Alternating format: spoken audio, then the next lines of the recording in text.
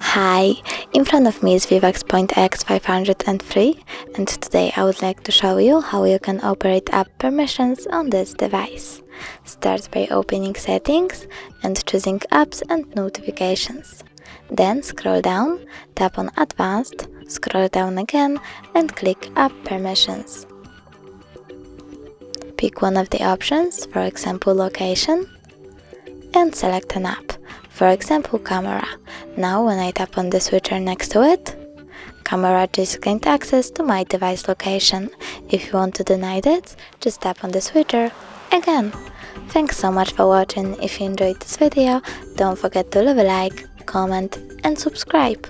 Bye!